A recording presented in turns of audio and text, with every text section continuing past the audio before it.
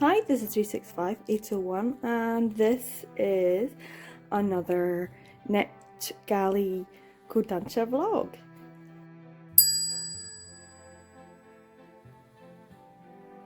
So it's actually well after 12, it's almost 1 o'clock. My intermittent fasting is doing quite well, so this is the first meal of the day, and I'm just gonna have coffee and a small slice of hazelnut cake, which is just from Lidl. I didn't realise that it doesn't have any dairy in it, so I can eat it, which is great, and some strawberries. And then I'm going to go out for a walk to get my 10,000 steps and to the shops, and then I'm going to come back and try and read some titles that I've had for longer than I should have. I should have read these already, so we're going to try and see if we can just like plow through a few titles from Kodansha today.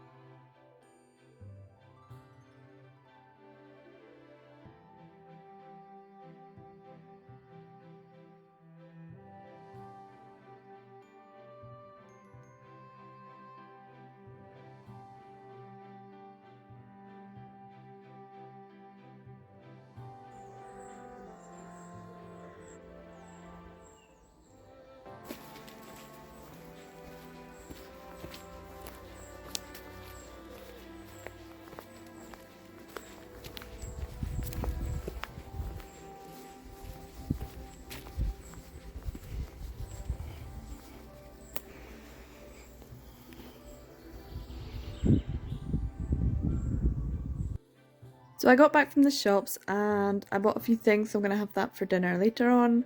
I'm quite tired after walking, and I also realised that my iPad did not have enough charge in it, so I'm actually sitting in my bed with just charging. And the first title that I really wanted to read, and that really, like, I don't know, this is the one that I'm most excited about. I thought I'd just start with this one, and that's Ya Boy Kong Ming Volume 1, story by Yuto Yotsuba and art by Ryo Ogawa. This is kind of an interesting one, so I just finished it, and I didn't know anything about Kongming. I actually don't know very much about Chinese history. I know a little bit, but not a lot, because there is a lot to Chinese history, but I'm always learning a bit more, and I was like, what's this about?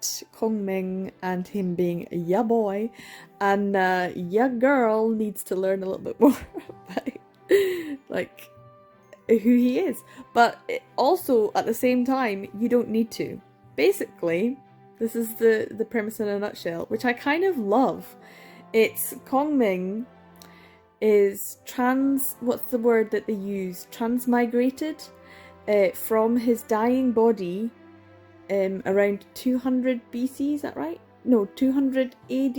I don't know. Whenever the Warring States was in China, and he appears in Shibuya on a Halloween night, and thinks he's in purgatory, thinks he's died, and this is like, oh, he's going through stages of hell, and it turns out no, he's just in modern day Shibuya, and hilarity ensues. It's really great. He meets a girl called Eiko, who's a singer in a club, and decides that she has talent and would like to help her. And as I'm reading the story, I'm finding out more about who Kongming is, and also more about Chinese history. It's great.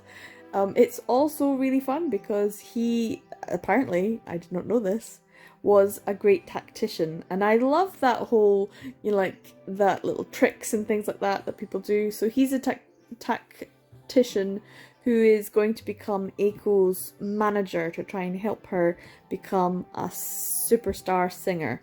And I absolutely love the owner or manager of the boss, anyway, at the club that she works at, that she takes Kongming to, and he ends up getting a job there because the boss turns out to be a huge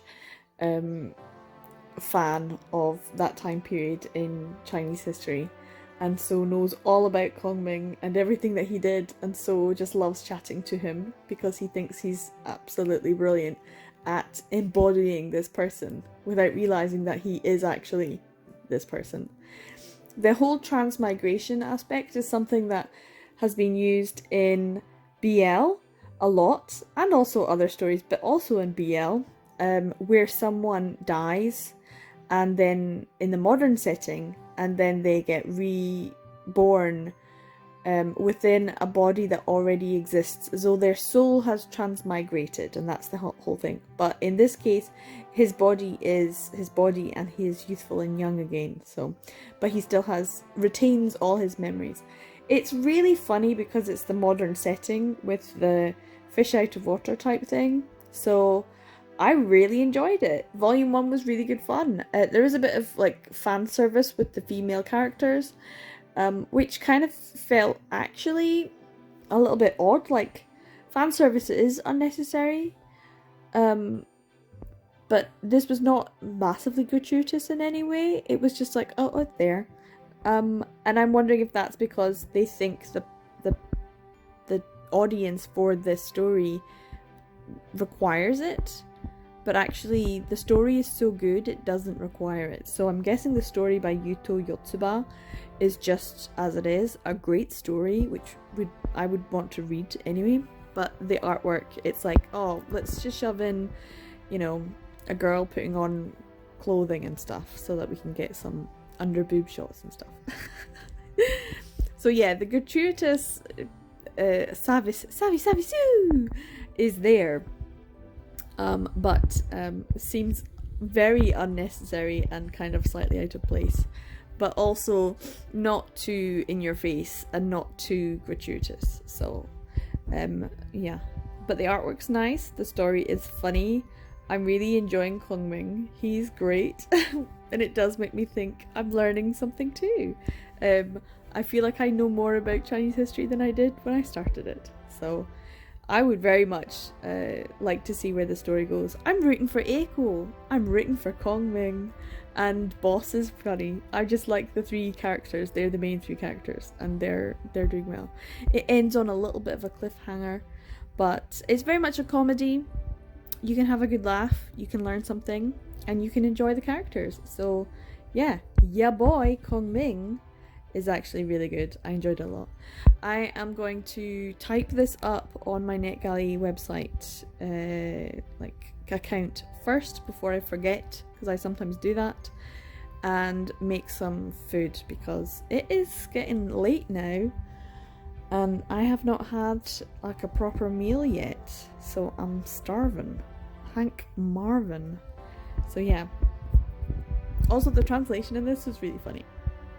I love all the modernisms. The modern, like, it's gonna date it maybe, but I don't think that's really an issue. So yeah, yeah boy, check it out.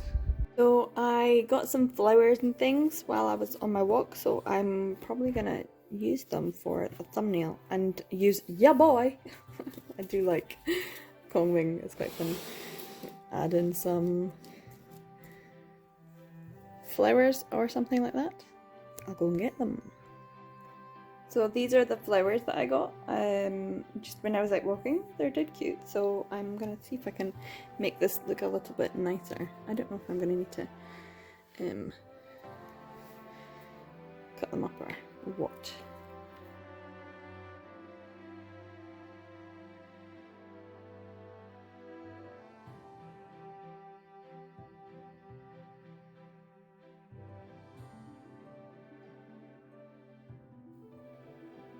That's not bad. I'll maybe take a photo. There we go. That's it. Done. So I'm finally gonna have my dinner, and it looks like an awful lot, but it is pretty much like one meal, one proper meal today. So I've got some asparagus and some mushrooms, some potato scones, some poached eggs, some herb potatoes, and some spicy pork. So it looks like a huge meal, but it is, yeah. I think I'll have this and some pudding and then get on with some more reading. Should be good. So I just finished reading Police in a Pod, Volume 1. This is by Miko Yasu. This is an odd one. I don't really know what I should be saying about it or who it's aimed at. And when it first started, I was like, oh, I'm not sure about this. The art style is not necessarily to my taste. It's a little bit, what's the word? It's a bit crude, to be honest.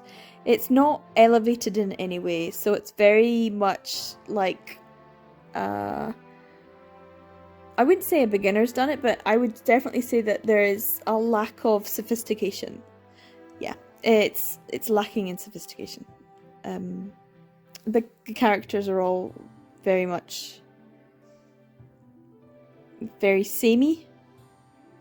I do think there's an element of interest, but it is quite plain. Yep, it's lacking in sophistication in terms of the art. In terms of the story,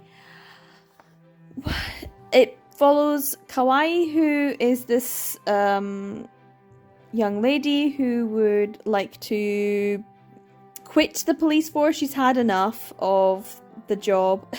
The only reason, as she said previously, that she wanted to get a job in the civil service because it pays a good wage. And you know what? I have taught so many students who said the same thing.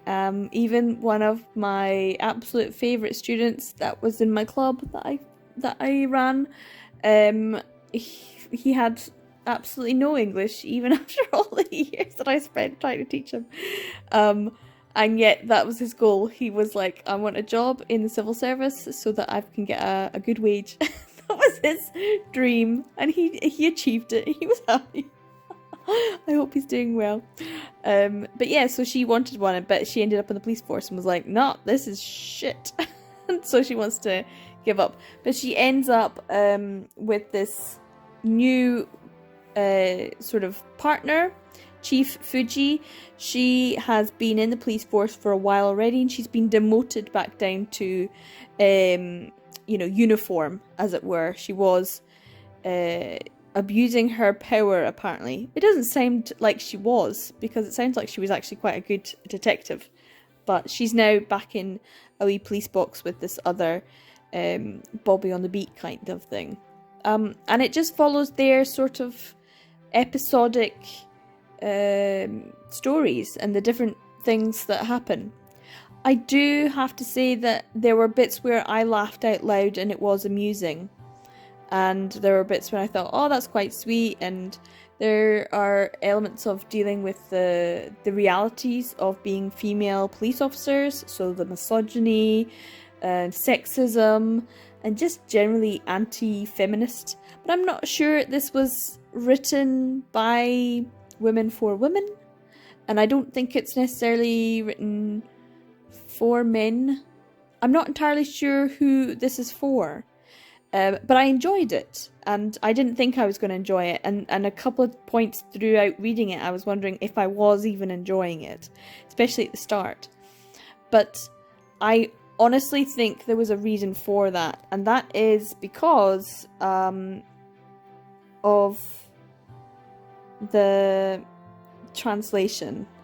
I don't think it was a great translation. I have to say, I checked at the end to see if they put down the proofreader's name. They didn't. This is an Amimaru translation, which I know there's been some issues with that. Futekia, for example, now put in who is the proofreader because people complained and they're like, why are you giving us substandard work? Why are you not paying people enough? And so I do understand that if you're not paying people, they're not going to put in the effort. But if you're not even going to have a proofreader, then what's the point? So this kind of rubbed me up the wrong way. One, because I found actual errors in this. So I will put that in my review on NetGalley that there were errors and it was in desperate need of a proofreader because of the blatant errors in like words missing in sentences. But also the story had no flow, and that's why it was not as an enjoyable a read, because when I first started I was like, there's something wrong, there's issues with this, there's something not quite right, and it took me a while to kind of think, is this the actual story and how it's written, or is this a translation? And I have to put it down to translation error, and that's not something that I would say lightly, but if I cannot read this and it does not flow, if it does not have flow, then it's lacking something in terms of a translation. The translation isn't just, does this word from this language go into this language? No, you have to have the skill within English to be able to reconstruct it in a way that makes it so natural and easy for the reader in the new language, the second language, to read it without even thinking. And I was constantly going, what? That doesn't make, what? I was confused. I mean, to the point where I'm feeling confusion, and I've been like reading manga for decades. So it's like, why am I feeling confused? It's because the language used within the bubbles doesn't make sense. Like, comments came out of nowhere with no context, no build-up, no laying the groundwork. A joke would come out of nowhere and I'd be like, well, that would have been funny if there had been a bit more sophistication in the language used. So there, once again, I'm saying it's lacking sophistication. This could have been much better. It did not have flow. It did not have pacing.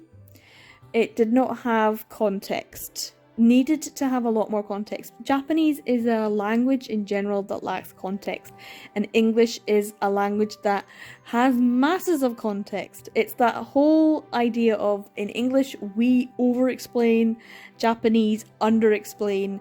So when you are taking something from Japanese, it's not just a straight translation. Sometimes you need to add context to some of the phrases used or some of the statements made by some of the characters, because they're saying something and they're referencing something, but they're not saying what they're referencing. And if you don't put that reference in there, it doesn't make sense to a native English speaker or reader. You have to have that extra context added, which is why when people say things about Japanese translations, I find it absolutely ridiculous, because Japanese and English are completely different languages, and the culture that it's ingrained within is different even throughout the world. But as a language, English has context, and that was missing from this, which is why pace was missing from this, which was why it lacked flow and did not flow naturally to a reader. So I feel like this is a missed opportunity. Kodansha, this is a bit of a sad one for me, because I think this could have been something I really enjoyed. I think this could be seen as like a feminist work. Police in a Pod, and it's about a woman's journey as a police officer, which sounds great, but this lacked something. And I think an editor should have done their job. So yeah, a bit disappointed about this one, Kodansha. Not happy about almost like the wasted potential that this had. So not when I'm looking forward to like getting a second volume, if they're still gonna, you know, do the same thing, which is not a good job. So I was a bit disappointed about this one. I still think, you know, if you have the opportunity to read it for free somewhere, do it, but I don't like paying for bad translation. I don't like paying for bad or lack of editing, lack of work done. I mean, that's your job, right? So do it. So this is the next one I'm going to read. This is Undead Girl Murder Farce, story by Yugo Aosaki and art by Haruka Tomoyama. I'm going to give this one a reread. It's getting a bit late now, but I think I might try and see if I can get these two done. Last two, I think, for today. We'll see. I might end up reading the next one tomorrow. I don't know. We'll see what this one's like. So I just finished reading Undead Girl Murder Farce Volume 1. This is a story by Yugo Aosaki, art by Haruka Tomoyama. I'm not sure how I feel about this one. It's not one that I would probably choose to read. It's interesting so far, but I'm not sure if I'm interested, which I guess is kind of accurate. The art style is quite dark. Yeah, it's not all easy to see, so I wouldn't have said it's the prettiest kind. And also the start of it is not very clear on how it starts. It's set in France, in an, you know, sort of fantasy past, 1898, where vampires and other demons coexist with humans. Some of the vampires have decided to become allies, and the story starts when news of one of the vampires' wives has been murdered in this town, and so there needs to be some sort of investigation. The police don't want to investigate it, and so the husband, Sir Goddard, decides to hire some detectives, and 3 detectives arrive, and they start trying to figure out, it's just basically a detective story, but with supernatural elements. The art style's okay, but it's not really my taste, I guess. It's just a little bit scrappy, which sometimes I like, but in this case, I guess it suits the story because it is set in the past and it is a murder mystery. But yeah, Undead Girl Murder Farce is due to the fact that one of the detectives is an undead girl. But I don't want to spoil it, so I'll just say that. Anyway, it was okay. Not really something I'm gonna like go out of my way. But I'm assuming it's like episodic. But it was okay. It certainly was much better in terms of the translation than the previous work I just read. So, yeah. I am gonna move on to the next one. And it was okay, but yeah, just so-so.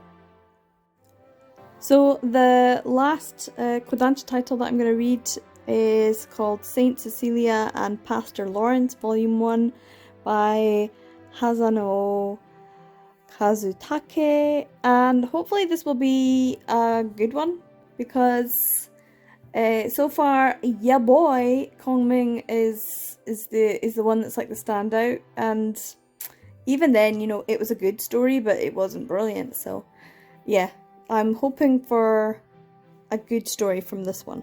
We'll see.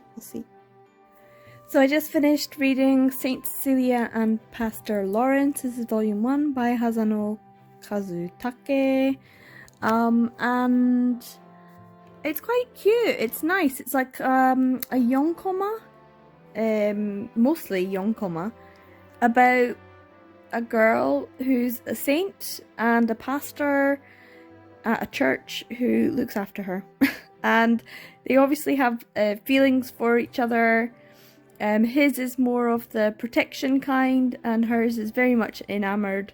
And the majority of this first volume is just their daily lives, so it did get a bit repetitive and a bit boring, but it also very slowly built up to a point in the story when another character, Abel, was introduced, who is the friend of Pastor Lawrence, and then there's a little revelation that you're like, ah, okay, and so some of the things that happened up to that point made a little bit more sense.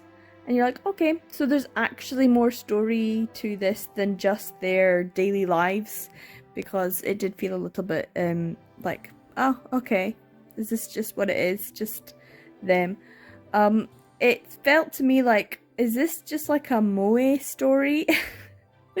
So I was a bit confused because it just had the saint being moe and just being a moe character, and I was like, I'm not really interested in moe characters, although Lawrence seemed like an interesting pastor.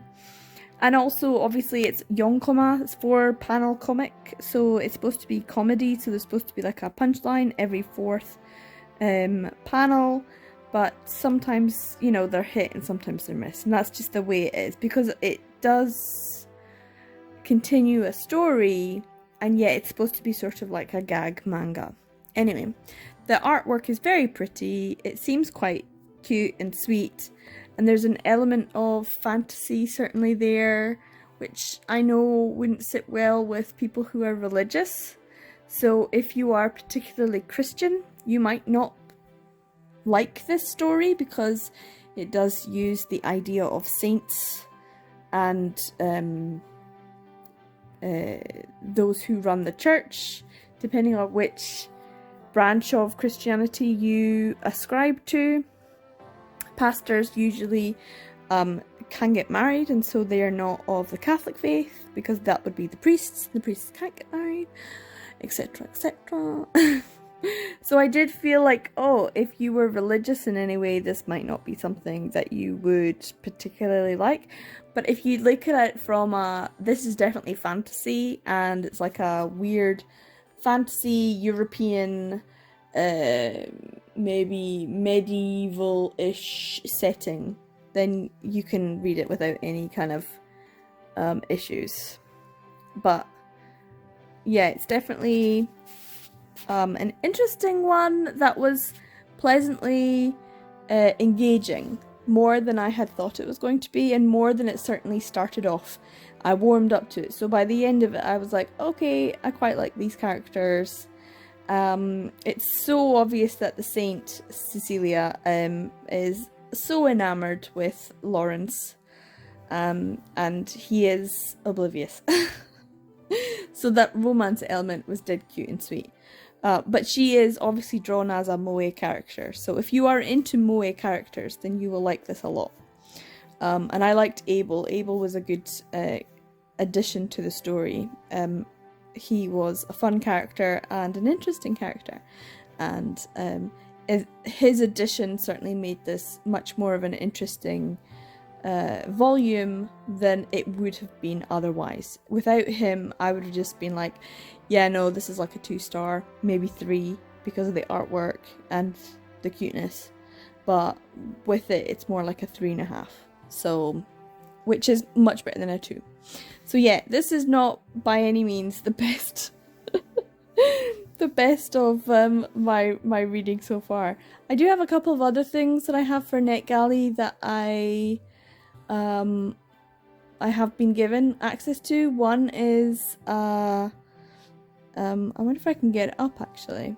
So yeah, I was able to get up. This here is called Assholes by Bram Algoed and Mika Stahl, and it's about 2 men who are golfers. I've started reading it and I haven't finished it because I was a bit like, meh. But I think I will finish reading this one. It's a graphic novel, and I've read some of the other reviews which were not very complimentary. So yeah, I'm going to give this a wee read as well. It's not one that I don't know, it's kind of like meh. Which is kind of the theme of this video, unfortunately. But yeah, a bit of a meh one. But I'm going to finish it and see what I think overall. So it's the next day and I have finished reading this Assholes, and I kind of agree with everything that the other reviewers said about it. I read it because it's a graphic novel, and it sounded intriguing, and yet actually it's just terrible. I don't enjoy it at all. There's even a section, there's like chapter 9, where even the publishers have removed it and said, we removed this because it's too offensive. You know, usually we like to respect our authors, but this one is just too bad. So we've removed this chapter. And so yeah, it's just two guys who are old and entitled, and their tomfoolery and assholery and misogyny and sexism and homophobia and everything that you can imagine about, you know, privileged men. Ugh. And I'm like, why would anyone want to read this and inflict that on themselves? I don't know. I thought there might be an actual plot. There is no plot. I don't know what the point of this is. So yeah, I feel like it was a bit of a waste of time. It's a bit annoying. Anyway, I have one other thing on my shelf that I need to read for NetGalley, but it's a novel, so I'm going to show it to you now. So the last thing I'm going to be reading, but I won't do a wrap up of this book here. I might do it somewhere else. But yeah, just to let you know, this is what I am reading. I might send it to my Kindle so I can read there. The Passing Playbook by Isaac Fitzsimmons. Penguin Random House for children. And it just looked and sounded really interesting. So, Love, Simon meets Friday Night Lights in this feel-good LGBTQ+ romance about a trans teen torn between standing up for his rights and staying stealth. So it's quite interesting. So here we go. 15-year-old Spencer Harris is a proud nerd, an awesome big brother, and a messy in training. Oh, like the footballer. I was like, what? He's also transgender. After transitioning at his old school leads to a year of bullying, Spencer gets a fresh start at Oakley, the most liberal private school in Ohio. At Oakley, Spencer seems to have more accepting classmates, a decent shot at starting position on the boys' soccer team, great new friends, and maybe even something more than friendship with one of his teammates. Problem is, no one at Oakley knows Spencer is trans. He's passing. So when a discriminatory law forces Spencer's coach to bench him after he discovers the F on Spencer's birth certificate, Spencer has to make a choice: cheer his team on from the sidelines or publicly fight for his right to play, even if it means coming out to everyone, including the guy he's falling for. I just loved the artwork on the front. It just looked really good. So yeah, I'm intrigued and I'm interested, and I'm also thinking this is very pertinent to what's happening just now in a lot of places in America. A lot of laws are being passed, and yeah, it's kind of an interesting premise that unfortunately is some people's lived experience. So I would yeah, I'd like to see if it's a good one. So this is one that I'm going to be reading over the next few days. I think I've got maybe fingers crossed some time to get this read. So yeah, I'm looking forward to this one. This is the last one I'm going to be reading, but I won't wrap it up in this video. So I thought I'd just go through. These were the 4 that I read for this video that were Kodansha titles. Ya Boy, Kong Ming, Police in a Pod, and then what was the title of this one? They don't show it. Undead Girl Murder Farce. Oh, weird title. And Saint Cecilia and Pastor Lawrence. So, Ya Boy Kong Ming was fun and interesting, and I liked the artwork, and I liked the characters, I liked the jokes. I liked it. I liked Ya Boy, and I just love that it's Ya Boy. It's like so stupid, but also it was really good fun. So yeah, this was a good one. Unfortunately, I think I started with the best, so it was all downhill from here. Police in a Pod could have been better. The potential was there, but the translation was not. It was stilted and difficult to follow. There was no flow. There was a lack of proper pacing. There needs to be an editor in this one. Whoever put this out as the editor, a little slap on the wrist there. I think maybe you need to reread what you've put out. So, wasted potential, I'm afraid, because actually there were jokes in there that I found funny. This one, Undead Girl Murder Farce, very dark, fantasy, murder, thriller, investigation, detective type thing, supernatural, but I didn't really take to it too much. I don't know what it is, but I just found it a little bit too like try hardy, like it was like, you know, like a teenager writing and wants to put everything in the story that they love. You know, it's like that whole Chanel thing. Look in the mirror before you leave the house and take at least 1 or 2 pieces of jewellery off. You know, don't go extra all the time. Pare it down, you know? I could see the twist coming a mile away. So yeah, it was much of a twist. And then Saint Cecilia and Pastor Lawrence. I was bored for the majority of this. I also found it a little bit like, okay, so you like moe girls. Great. Good for you. This is boring. Boring, boring, boring, boring. Boom. Interesting. Right at the end, you got me with Abel. You got me with that little twist at the end. Because up until that point, I was like, okay, I love slice of life stuff. Like, I love slice of life stuff. Love it.